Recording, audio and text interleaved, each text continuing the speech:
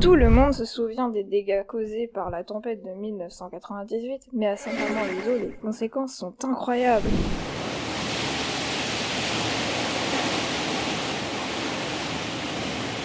Voici le trajet qu'a suivi le bébé Nessie depuis l'Écosse. As Lockheed strongly like the legend of the Loch Ness, we are very scared at the time. We are very aggressive and very strange. I think, I feel fear.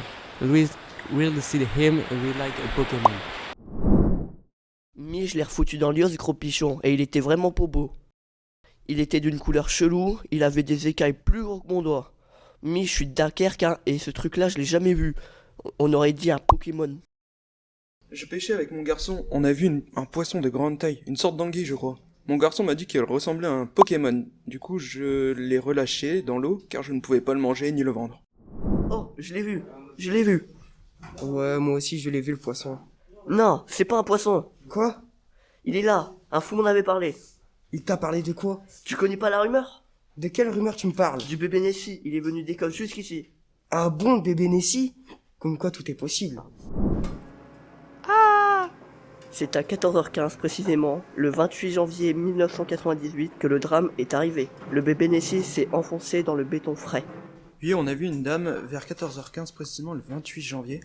Elle nous a demandé de l'aide pour sortir la statue du béton frais avec nos outils. Oui, je suis allé sur le chantier. J'ai demandé de l'aide aux ouvriers et je l'ai emmenée chez moi. Je la trouve belle cette statue. Mais tout le monde veut la prendre en photo. On a retrouvé sur la statue de Nessie à Saint-Amand-les-Eaux des éléments chimiques identiques aux prélèvements effectués par Neil Gemmell, le généticien de l'université d'Otago en Nouvelle-Zélande, qui a analysé et séquencé en 2018 l'ADN de 250 échantillons d'eau recueillis jusque dans les profondeurs du lac écossais.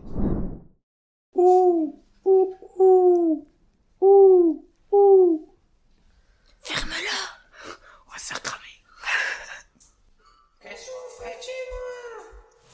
Portez avec ce marteau. J'appelle la police. L'esprit critique ne s'use que si on ne s'en sert pas. Maintenant, nous allons vous montrer comment on peut manipuler des gens avec une fake news, en éclairant les éléments utilisés dans notre vidéo. Qu'est-ce qui est vrai? Qu'est-ce qui est faux? Nous vous expliquons notre incroyable fake news. Les faits vérifiables se mélangent avec de fausses informations sur un rythme soutenu. La tempête de 1998 et les extraits de journaux sont vrais, mais la Max est une invention dans laquelle on parle du monstre du Loch Ness. On parle du bébé de Nessie en partant du principe que le monstre du Loch Ness existe alors que c'est une légende. On parle de crues exceptionnelles, mais on n'apporte aucune preuve. Les pêcheurs situés géographiquement avec précision confirment avoir vu un Pokémon. Ce sont des faux témoignages convergents.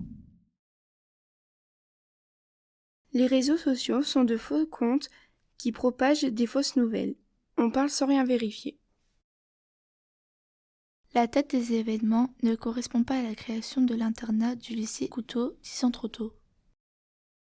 La géolocalisation est vraie, le lieu est vérifiable, la statue est existante. On utilise des éléments vérifiables pour rendre l'histoire crédible. Neil Gemmell existe, il a bien fait des prélèvements qui n'ont rien prouvé. Donc si on prétend avoir les mêmes éléments, on ne prouve rien non plus. Les molécules en fond d'écran sont de l'eau et du dioxyde de carbone, présents presque partout sur Terre. On peut imaginer que certaines personnes crédules chercheraient à vérifier que dans la statue, il y a un animal. Alors, devant une vidéo, un texte, une image ou une rumeur, interrogez-vous. Quoi? Quand? Qui? Où? Pourquoi? Quelles sont les sources? Quelle est l'origine de l'information? L'esprit critique ne s'use que si on ne s'en sert pas.